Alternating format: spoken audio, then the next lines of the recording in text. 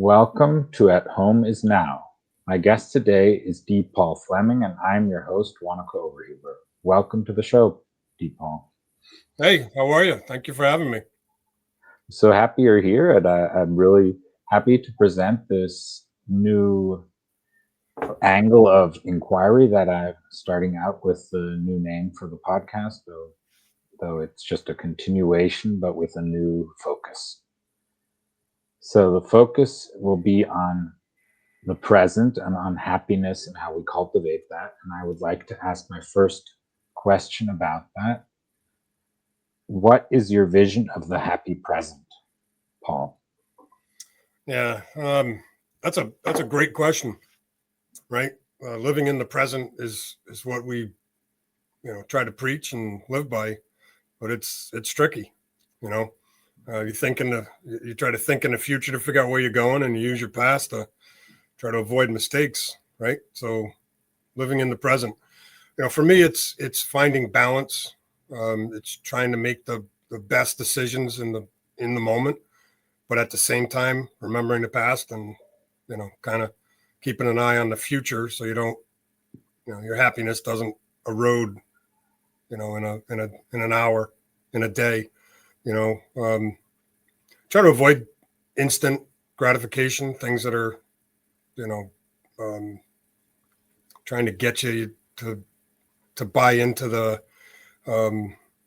happiness has to be now, right? I mean, you can be happy, but delayed gratification is to me a great form of happiness because it ties your future into your present, right, and gives you something to look forward to. Yeah, yeah. It's a very important thing to look at it. What makes you happy, right? Is it, like you said, an immediate gratification in the sense of achieving something that only has a short-term value and then is gone may not be the best route to being happy at this moment. Right. Exactly. If you use faith as the example, right? You if you're grounded and um, you've got a good hold on your faith. Okay, people are going to try to take it away from you. So, did I lose you? Yeah, that's really important. So let's go to the next question. I'm sorry. How do you see joy now? When you say joy, what do you mean? You mean aside from happiness, or you know?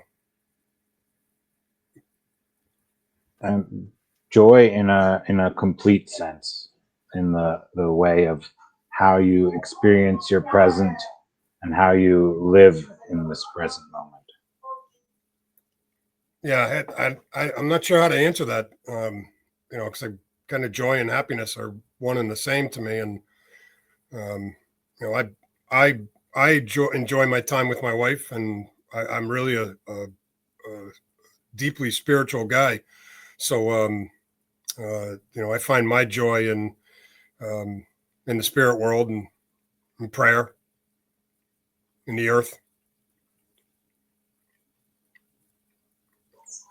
Yes, that's an important aspect. Prayer and the connection with God, right, in Right, our lives, and right, what role that plays in joy and faith. Of course, the faith in also in the benevolence, right, of the of that which created us, right, God. right. Of course. Yeah, that's a big one. Yeah, and I would like to also look at what is your present excitement about, and how do you cultivate happiness? Well, um, I do a lot of spirit work. I do a lot of healing. I clear out darkness from properties and people and so on. So I enjoy doing that. It's kind of odd to say, I enjoy doing it. It's not like going out and doing ghost hunting, where you're waiting for something to jump out at you. The work that I do, you you don't want something jumping out at you. You want to be prepared so that it doesn't somewhat, so to speak, jump out at you. Um, But I forgot the question. I got off on that tangent. What was your? It's all about your current excitement and how Yeah. you cultivate happiness. Yeah. So I like doing the helping people and then writing stories about it. I've got a great book out now called The Mysteries at the Windham Inn, which marries real life and the spirit world and what it takes to come in and clear out darkness or teach people how to deal with um, you know, the dark side of the veil, as well as ghosts and spirits, white light beings that are trapped and caught. So I enjoy doing that, and I always know that there's more coming, because I can kind of hear it and feel that there's certain things building up that are going to be reaching out for me to help others. And but healing people is probably my favorite, the thing I enjoy most.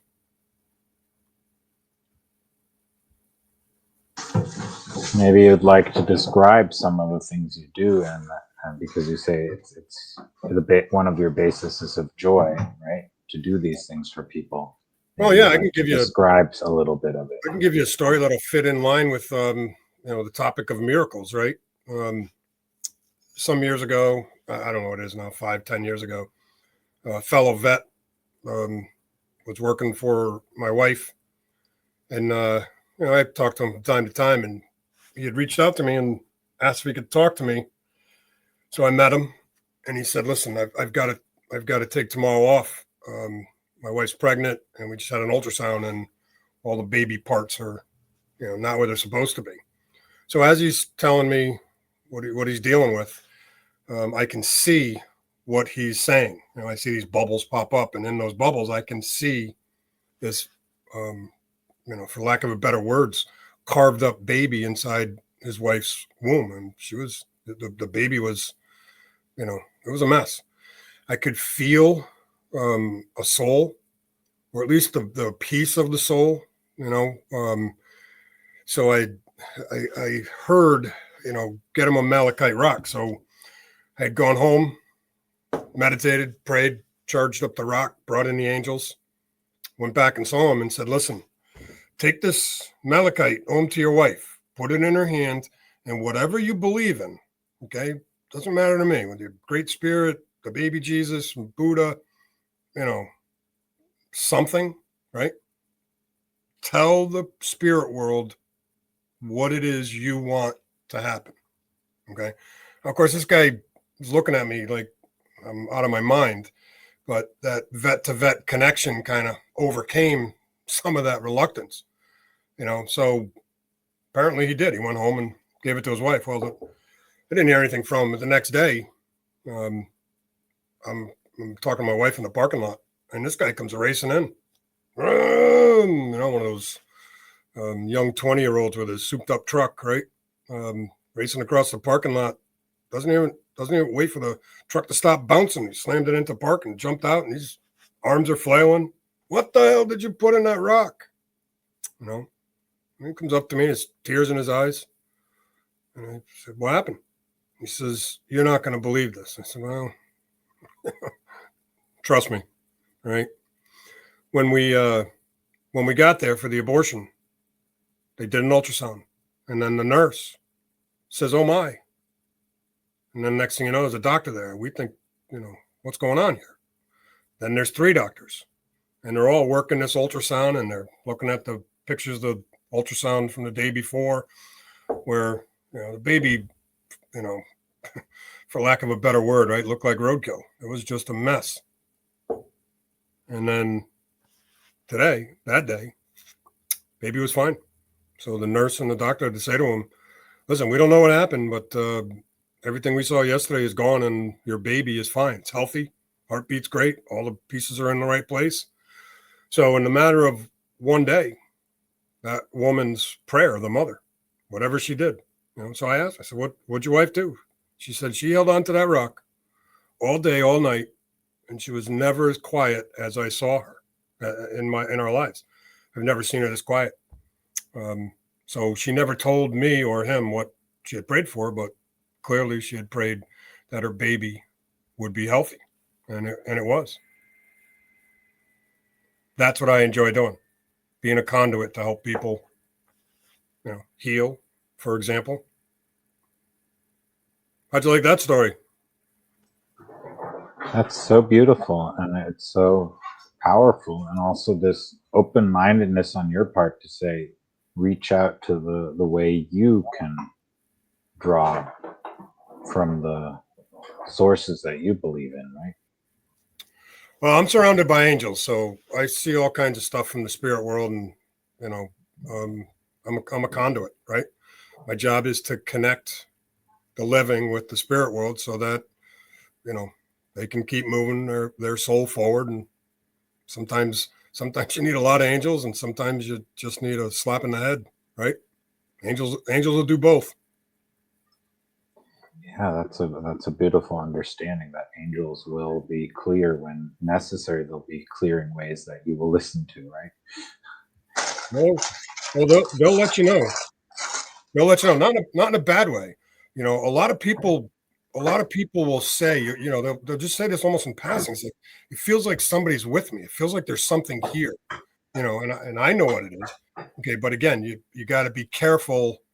I have to be very careful at what I do with people and how I do it, because universal law, right? Cause no harm, cause no interference. So I need to be asked to help. Because if I'm not asked, then I can't. I really can't help. Again, hence the story with the baby, right? I mean, was I asked for help? Listen, I was presented with something, so I didn't interfere, but I gave him an opportunity, to connect with the spirit world, and I did my part to line up. But at the end, that woman had to invite in the white light to do what she was praying for. Yeah, that's so powerful, and her trust in that must have been huge, right? Well, I like to say it like this. I've done this so many times now. Where like recently I cleared a veteran who was suicidal. Right, we're losing 50 veterans a day to suicide, and I'm in that battle, helping vets daily. So recently, this vet, I spent a lot of time working with him, months. And then we finally got to the last piece where I needed to clear him, because there was this trickster, a low-level demon in his house, and it was interfering and influencing with him and his wife. So I went in there with a small team, and we, cleared it out and cleared him of the remaining darkness that was attached to him, right? And I said to him, I said, listen, you're going to feel some stuff, right? And when I was clearing his wife, she was shaking. She was afraid. There was a lot of energy moving around. Okay. And I could sense it. So as I was saging her, I talked to the circle of love and asked them to bring in some hugs, give this girl some love.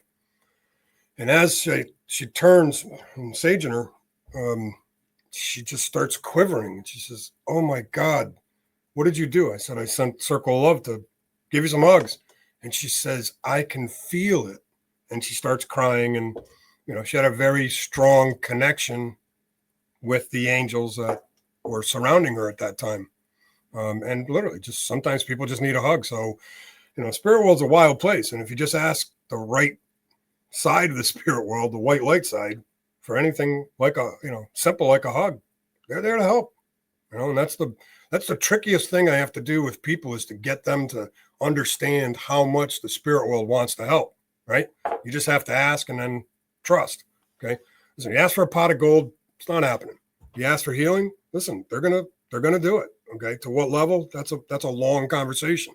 But to close with the vet, um, you know, my closing line is, listen, your four bodies, your physical, your mental, your spiritual, and your emotional, your existence. When people take care of three of those, but not the spirit piece, you're not going to stay balanced for very long or be balanced.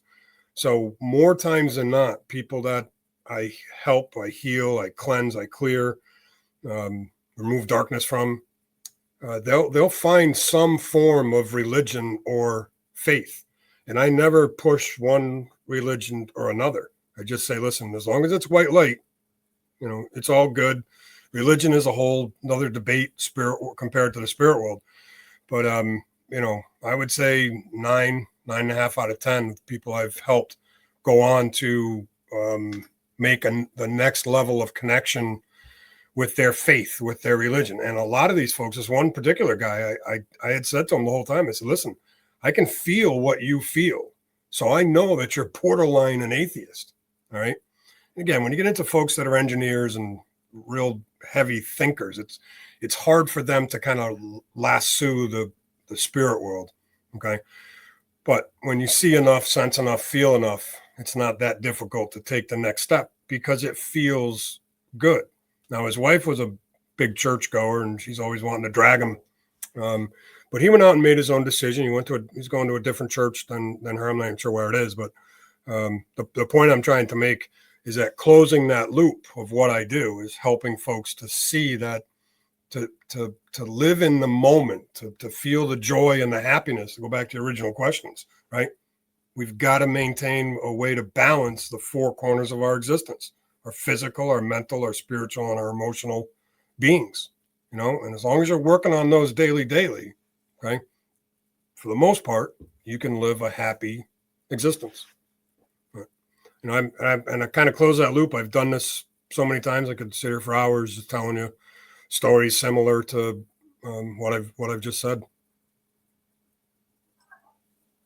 Wow, that's very significant, and I'm very touched by it, and I also think it's a very important thing. You were also you state that you were in the Navy, right?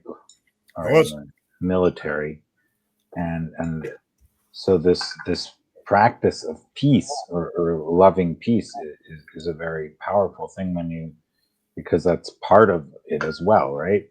But it's hard for not always obvious, right? Well, look, I'm a warrior at heart, right? Now I'm one of God's spiritual warriors. I mean, I've always been a spiritual warrior, but again, darkness comes in all forms. Some of them carry guns and they want to kill people like me. Okay. Religious wars are some of the most destructive things that ever happen on the face of this earth. What are you going to do, right? You can't just be a Gentile and get thrown to the lions for forever. You run out of people, right? Sooner or later, you got to fight back. So, again, the service is there's a lot to join the service, but military, I went in to do what I did, to be a warrior.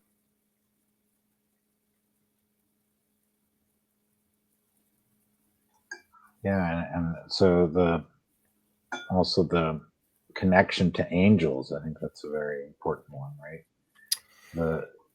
That I'd like to discuss a little deeper. Maybe you'd like to share more about that. What would you like to know?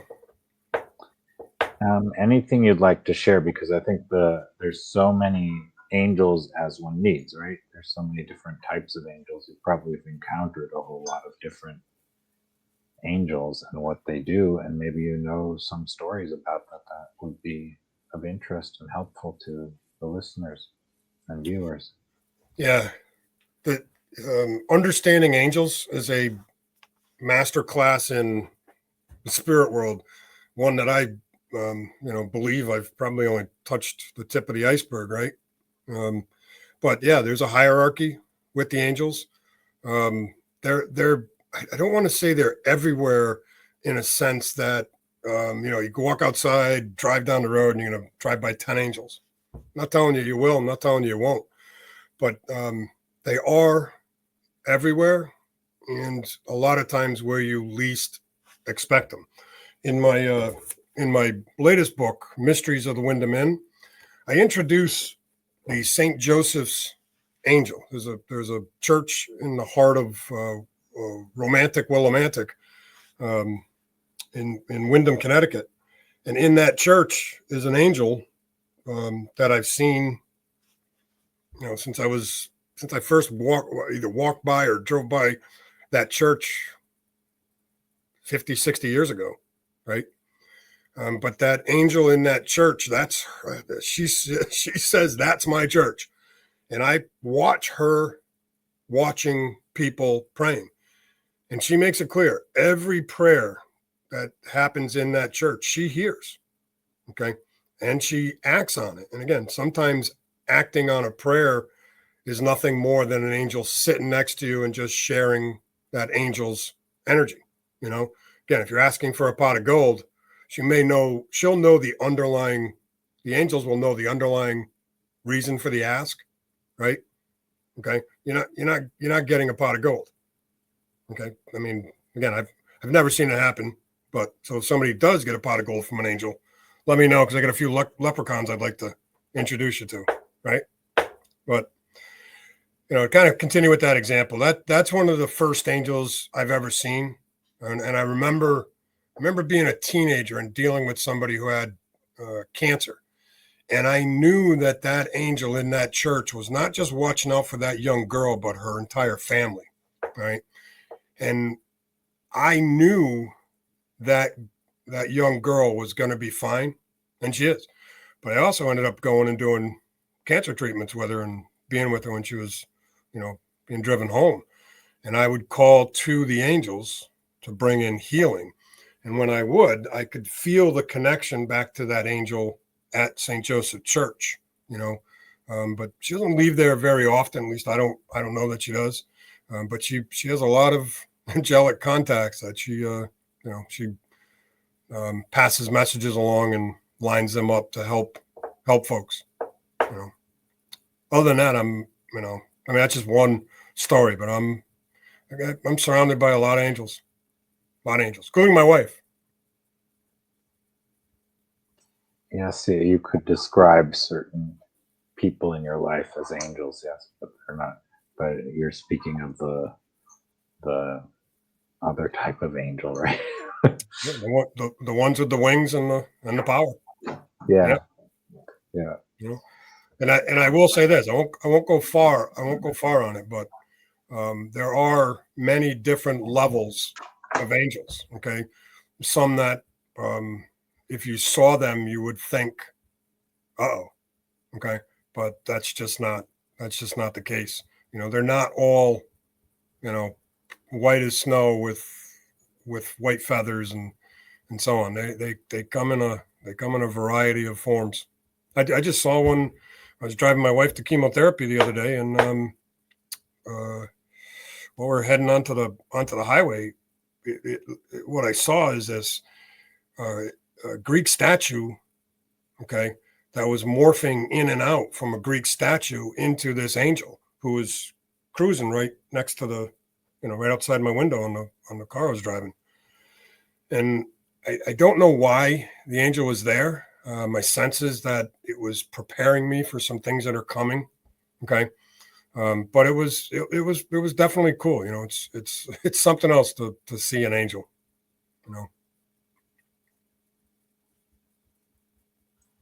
And it must be even more to experience the angel, right? To connect with the angels. Yeah, I don't mean to be flippant, but to me, it's like I'm more comfortable with angels in the spirit world than I am with the living. People ask me all the time, what's the darkest, toughest, dark entity you've ever bumped into, or had to deal with? And without doubt, I say to them, I go, the hardest darkness I've ever dealt with is the living. I know where I stand with the spirit world, right? I understand darkness. Their goal is to take your soul, right? The living, man, go figure the living out. I can't, So the darkest, craziest, most dramatic things I've ever dealt with is the actual living. I mean, I've cleared people where, some wild stuff has happened, and then afterwards they just deny it. Never happened. Again, nothing I would do or care to do about it. My job, my mission here is to remove as much darkness from the earth so that white light can prevail. I'm not here to make the living smile.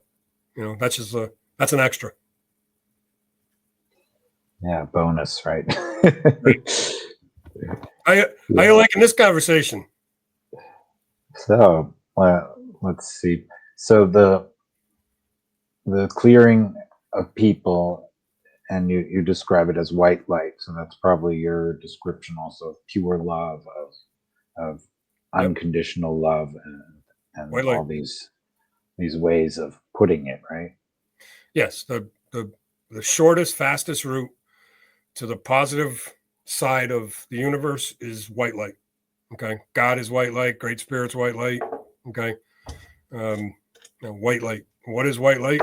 It's every single color in the universe all mashed together. Okay. And our souls, people say to me, how does God find us? I'm like, it's simple. He sees your color. And they're like, color? What the hell does that mean? Well, some people can see the auras around people and the different color that they are. Those auras are more about, um, you know, their energy centers and what they're thinking, feeling, emotions, and so on. But our soul light is an actual color.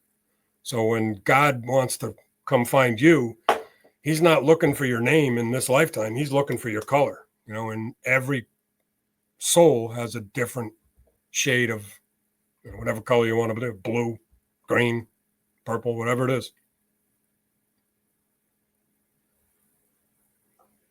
Yeah, that's a beautiful way of saying you can God finds you wherever you are because of you're unique, right? Oh, you ain't hiding. You can duck behind a tree. You can wish and hope and pray, but he knows where you are. You know, as I like to tell people, they say on the internet, if you don't want something you've posted to be reposted, then don't say it. Okay, because that's the only way it works. Try to tell people the same thing. Everything we say and do is being written down. Okay, everything. The watchers are real. Okay, they're here. They're watching, not judging. They're just watching, writing it all down. And when you drop dead, yeah. Here's what people think. They think that God's going to be standing there. You know, let's do this scales of justice thing.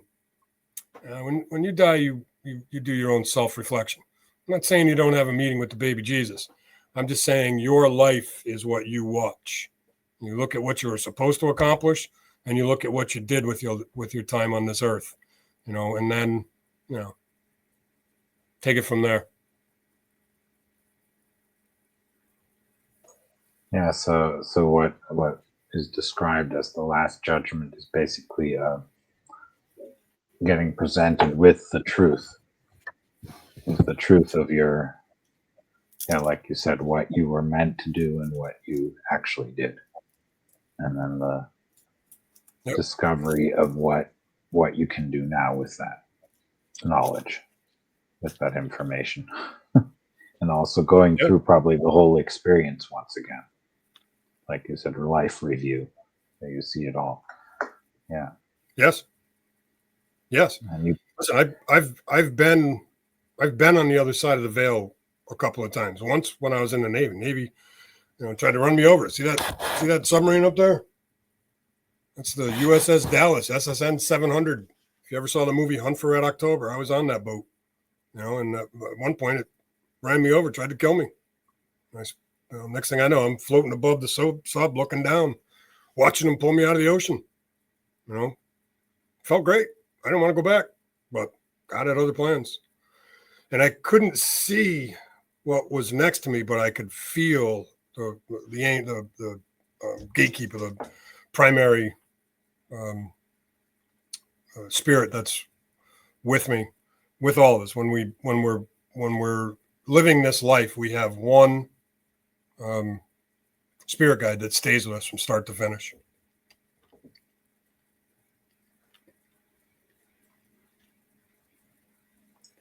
so you said you were on the other side a few times. Would you Yeah, like to describe a little more about those experiences, or you feel yeah, comfortable with that? yeah. Well, comfortable enough to put in writing 2,442 steps to crazy at the beginning. Kind of walks you through the first 14 years or so of my life, with an ending where one of the two of us was going to be dead. So I had a crazy stepfather who was just as vicious and brutal as it gets. He was you know, if I didn't have the faith that I have, I would have never survived, never, or I would have done something that would have altered my life. Because when you read the book, um, you can feel how close I was to crossing that line and doing something that probably would be justified. Okay, but once you cross that line, it's hard to look at life um, the way it was before you crossed that line. So the better part of my life has been packed with trauma and some pretty tough stuff. Darkness did its best to take me out. When I was struggling with my spirituality. So between the living, the dark side of the spirit world, um, you know, it's been an interesting life. So maybe you would like to describe how you came to develop this powerful faith that moved you through all this and enabled you to be where you are today. Well, faith to me in my lifetime, it's kind of ebbed and flowed. There was a point in time when I was young where I really cursed God for letting me be in such a brutal, environment for my upbringing, right, and deal with the things I had to deal with. Um, but as I figured life out, came to terms with the whys, and I understand things a lot better now. But my faith was always, like a granite tombstone cast in the center of my chest. Wasn't moving.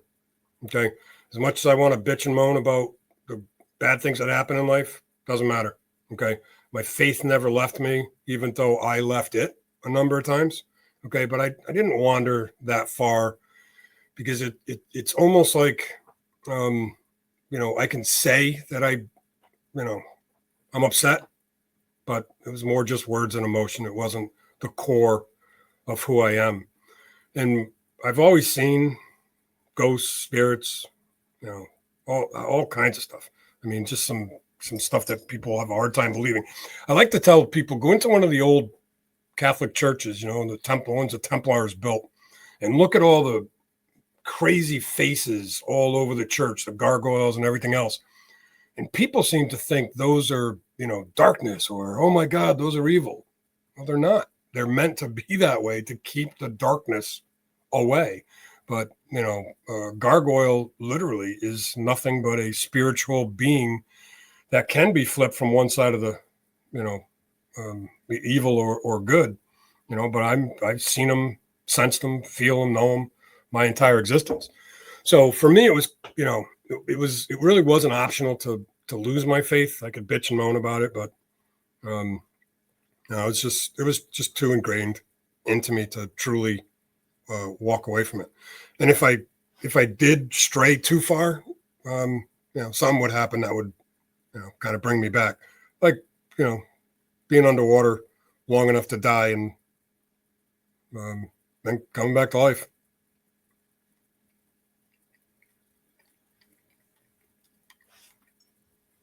So maybe you'd like to describe what faith is to you, since it's something that doesn't go away, it lasts, it's eternal, it looks like, or not, doesn't budge.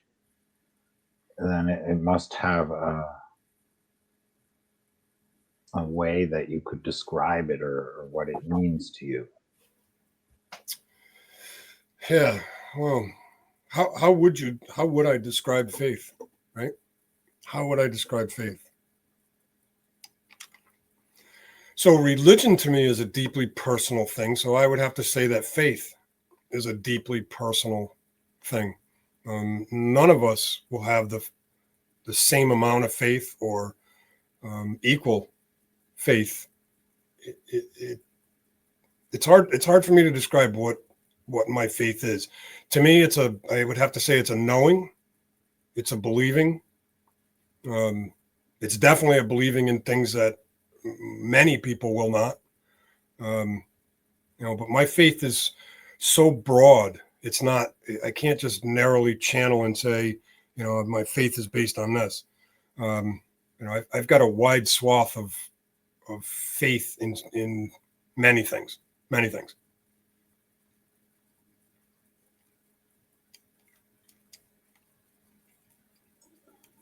Any of those things that you have faith in particular, something that you'd like to mention or share? I wouldn't not answer that. I mean, I'm open to telling you whatever you want to know. I need more. Okay. Let's see. What kept you on the writing journey or writing books? What part of your So this faith damn kept feather, you going? this damn feather that keeps poking at me. It's a quill. It just keeps doing this. It's like, you're supposed to write. You're supposed to write. You're supposed to write. So I write. I'm not. I am anything but a qualified author. To me, I'm a storyteller. So I just sit down and write stories. But I couldn't tell you the difference between an adjunct professor and an adverb, right? Barely get out of high school, right? I don't read incredibly well. I'm dyslexic. Can't spell to save my life. So everything in my existence would point towards, this guy's never going to be an author. And yet here I am. Okay. So how does that work? Well, listen, you got to have faith that what I'm doing is meant to be. So, I just say to myself, all right, stupid, just shut up and type. So I can type like a bat out of hell. Can't spell to save my life, but computers take care of that now, right? So writing is something that I'm good at, but I believe I'm good at it because the majority of what I write feels more like the spirit world talking through me, and I'm just simply typing. More times than not, I'm curious to see where these stories are going to go. When I'm talking about my past and so on, that's a bit different. Or I'm talking about specific things I've done. That's kind of telling a story, right? Being a storyteller. But it's wrapping the rest of the magic into the words. When people read my stuff, they have an emotional reaction. They say, I can't put these books down, or I can feel everything he's talking about, and I attribute that to my faith, right? It feels to me like when I write, the emotions are being imprinted into the words as I'm typing them.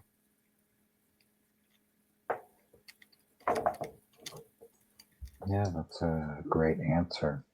And another question would be, when it comes to your writing, what is the core message that you feel is conveying itself to people through your writing?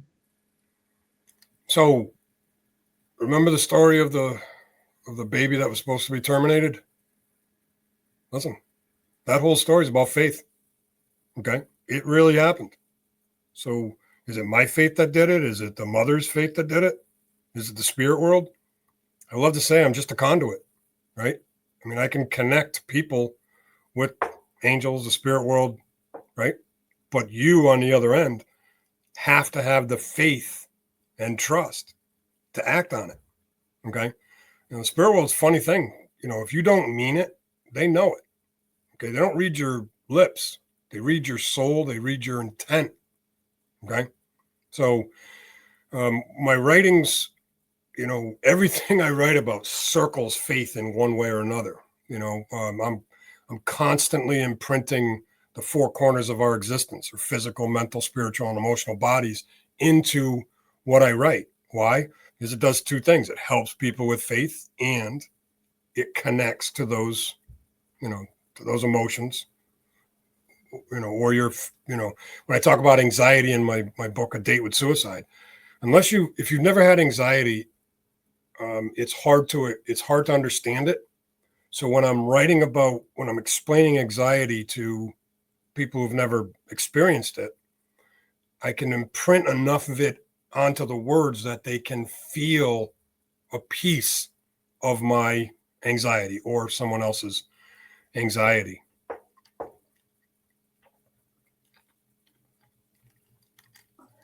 Yeah, that's a really important thing is if the words that you write down can allow people to have a greater understanding and compassion for one another, that is a way of connecting as well, not just with spirit, but with one another as well, which is a beautiful thing you can do through your writing and what you do, right?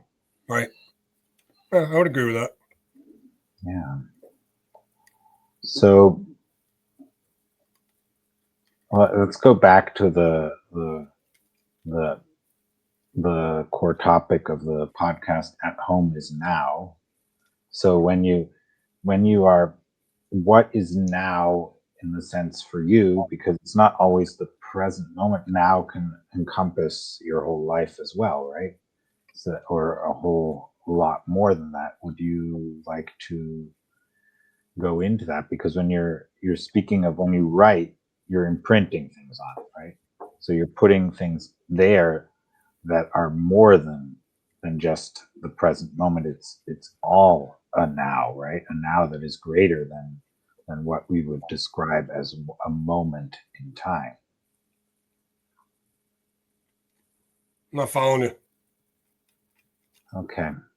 Well, when you write, there you're maybe writing one letter at a time, right? Or one word at a time after another, but there's a lot more to it.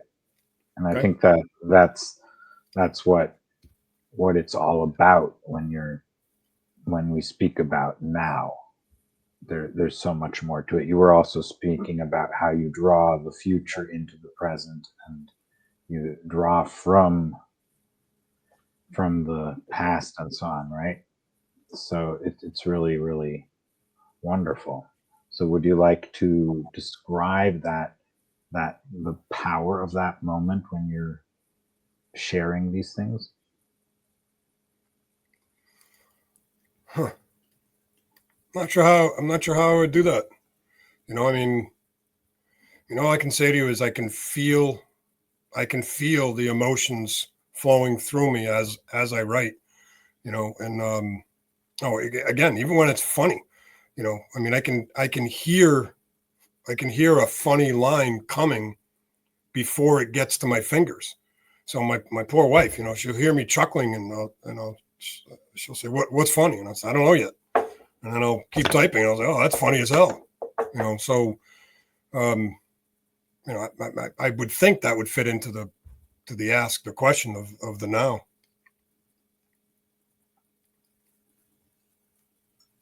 Yes, I think that's right, because you're chuckling and you don't know why, right? So there's a Right. lot more to it. Yes, that's exactly what I think is so powerful about the present moment. There's so much more to it than you actually could describe with words. And yet you are doing that in your books, and many others are doing that with their words as well, right? And in their Right. actions. Right. Yeah. Yes, that's a good answer.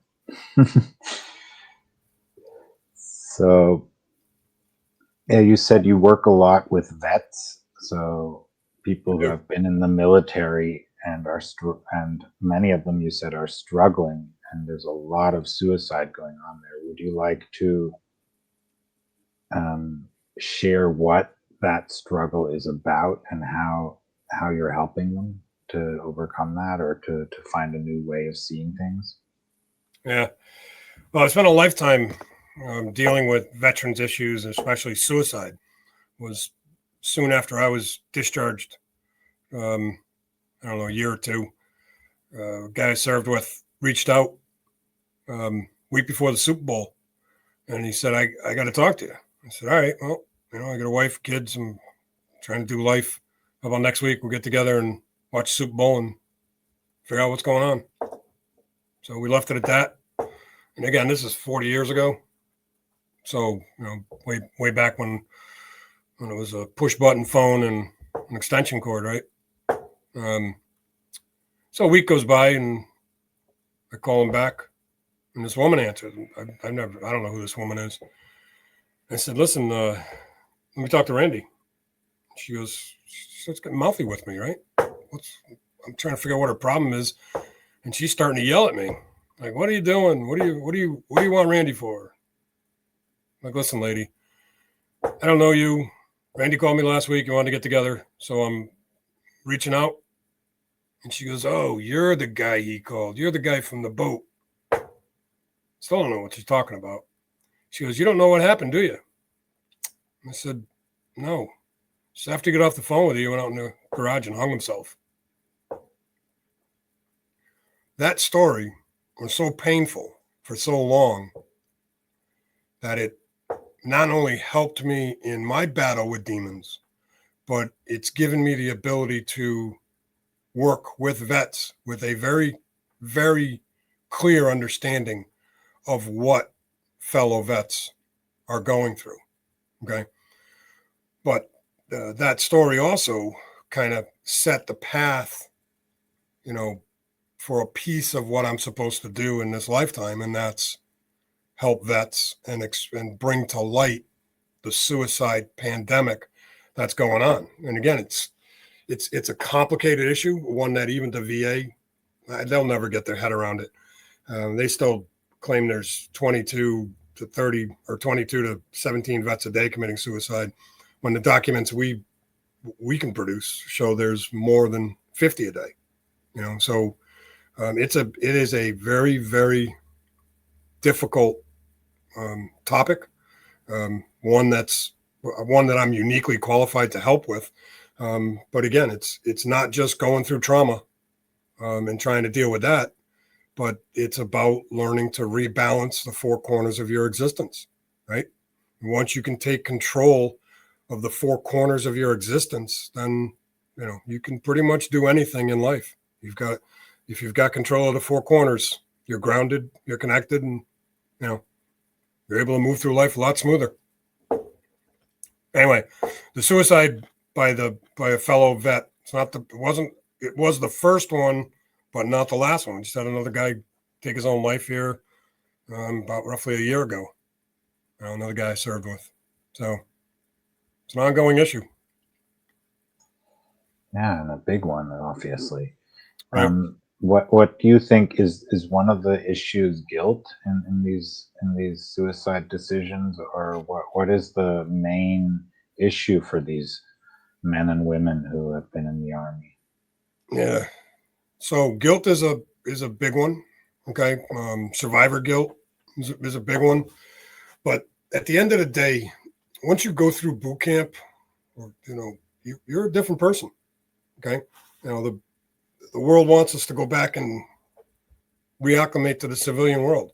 And I tell veterans, don't waste your time trying to be a civilian. You're not. Okay. You'd have better success getting a mother to stop being a mother after she's given birth.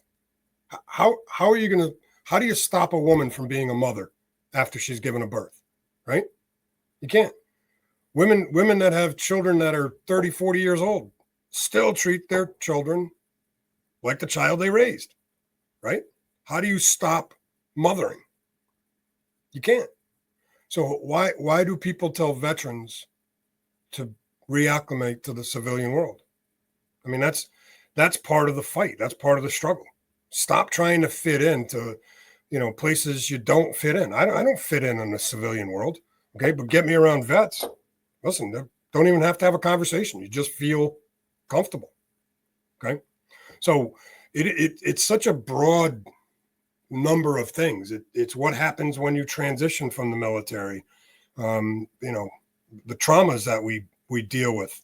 The crazy part for me was, until I wrote my book on veteran suicide, titled "A Date with Suicide," okay, it didn't dawn on me that boot camp really was traumatic for people. It wasn't traumatic for me. I mean, I grew up in a hellhole, so boot camp, getting yelled at, screamed at, 18-hour days, 20-hour days, no big deal to me.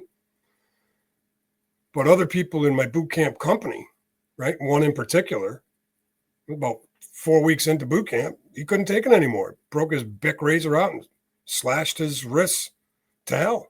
Okay. He's going to kill himself. He did not want to be there anymore.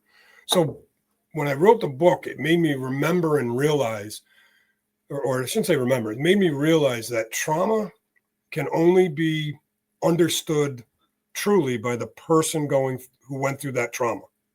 Listen, I've been through all kinds of trauma, so I can relate, but I can't understand how a guy could be so worked up over boot camp that he would try taking his own life. Okay. It's not my story to tell. I can say what I know of it, but that person will have to say why it was so traumatic for him. Okay. So we go through the military and, especially the men, right? You got to man up. Okay. So you're hardened just like you should be as a warrior. Right.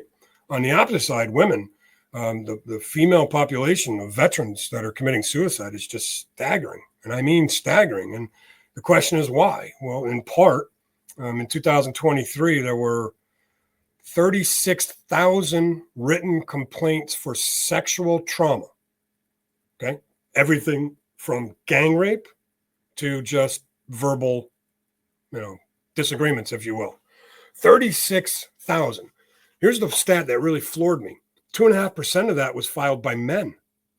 I didn't know until I was prepping for a public speaking at a veterans hall that the amount of male sexual assault in the military is significant. I've never heard about it, never knew about it. Okay. Now men are starting to come forward and say, yeah, I was raped in a barracks by another man. Jeffrey Dahmer, that lunatic from Milwaukee, he was in the military and he raped his roommate. I spent a fair amount of time learning that story because it helps, get people to understand how this is a real issue. So women who, and again, that's 36,000 formal complaints.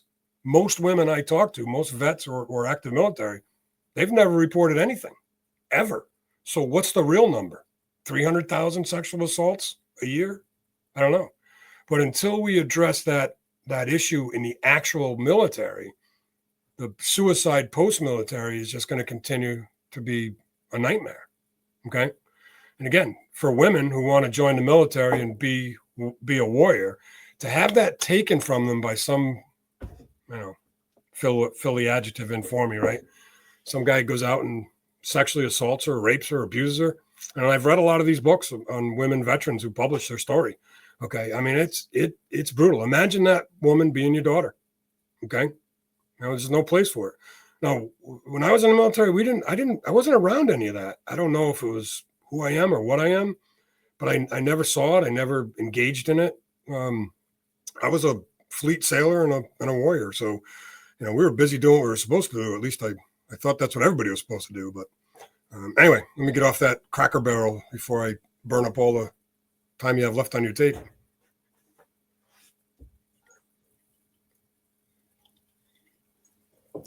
Yeah, I think it's a very important subject, of course, and I don't know enough about it to be able to speak about it, but you do, obviously. So I think it's a really, really important thing to think. Okay, what does it mean in this day and age to be a warrior and be healthy, right?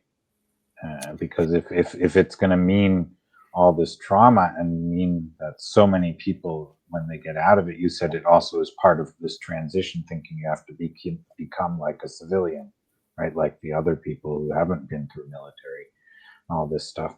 Yeah, there's a lot to think about there, right? There is a lot. It is. It's a lot. It's a lot. I had another story I was going to throw at you, but I'm getting old. So what the hell was I saying?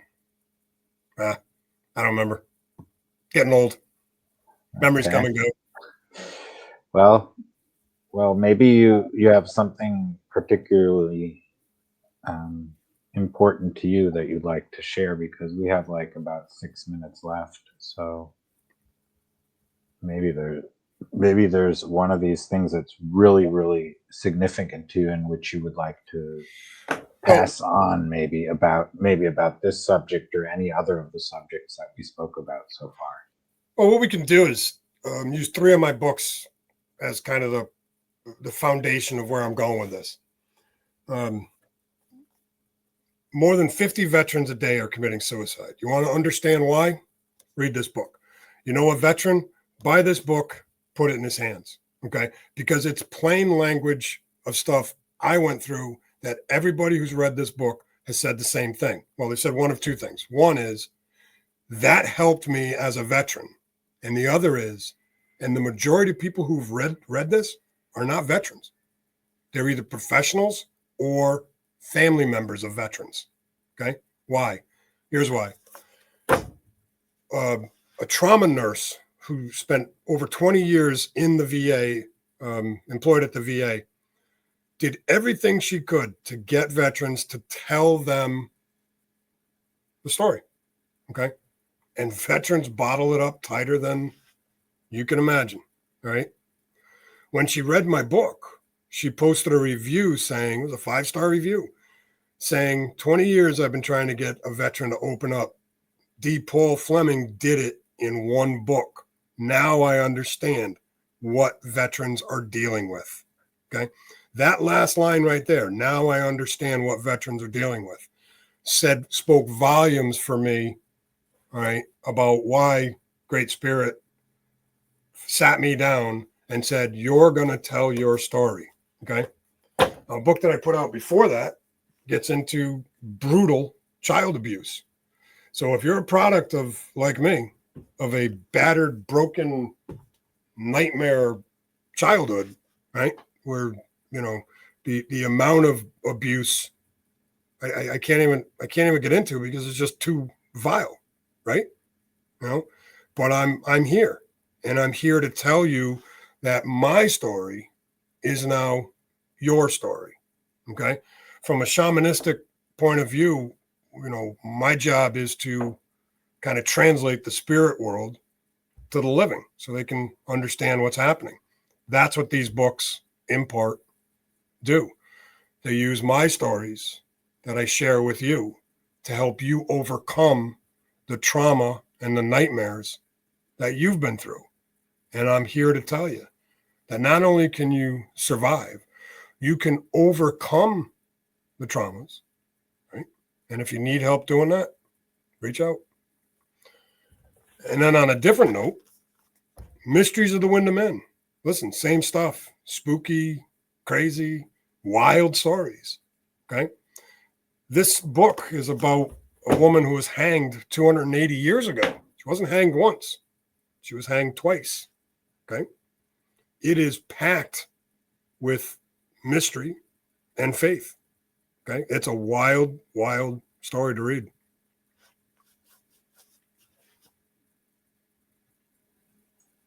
Okay, so let's see. I'd like to share that this is a very, very important topic to look at. Why should one continue living in the case of suicide, right? Why does it make sense to continue on and find a purpose in your life, right? Or find a way to balance out your various sides of who you are, right? And why does it make sense to connect with spirit, right?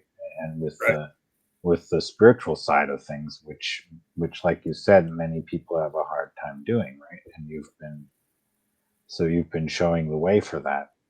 What would you say would encourage people who are listening or watching this to explore that more deeply? Yeah, I get a couple of things I can throw out there. As a seasoned holy man, okay, I understand a lot of things, including in that is the Native Americans, when they would send warriors out to do battle, before they would let them back in the village, they would clear them. They would cleanse them. They would remove the battle scars, so to speak, not the physical scars, the emotional scars, the mental scars, the trauma, okay? So a holy man would go out there and cleanse the warriors, and then make sure that their soul was right, that their existence was right before they'd be allowed back into the village. Okay. We don't do that with our warriors. Okay. But again, warriors have been around for forever. How did they deal with these things? I can tell you how the Native Americans did it. As for suicide, listen, To all my friends out there that are thinking about suicide, let me just say this to you. There's a reason that organized religion says if you commit suicide, you're going to, and fill in the blank, right? Purgatory, hell, whatever's out there. Okay. Right. So don't commit suicide because you're going to go to hell. Listen, I'm going to tell you why you don't commit suicide. Because your dumb ass is going to have to come back here and do it again in the next lifetime. All that trauma that you were going through, it's for a reason. It's to build your soul. It's to advance your soul to different levels. In the current environment, all these games, I'm not a gamer, but you got to level up, right? Oh, I'm playing this game and I level up. I hear this all the time. And it caught my ear because that's what I hear in the spirit world. When you go through trauma and you manage it and you come out the other side, you are literally leveling up your soul. Okay. Now, if your life is supposed to be this long and you've gone through this much trauma, right? And you kill yourself, guess what, folks? You get to come back in your next lifetime and do it again. And again. And again. Until you get it right. Now, it's not just suicide. That's how it works.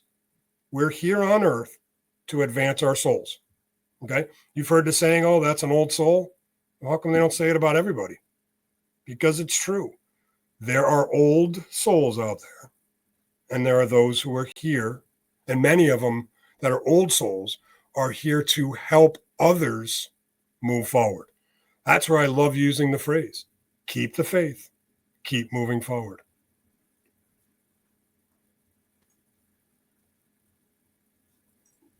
Yeah, that is motivational. And another motivation can be that you can find there's always ways to use what you went through for good, right? As it says, God can use anything that you've went through for good. Tell your story.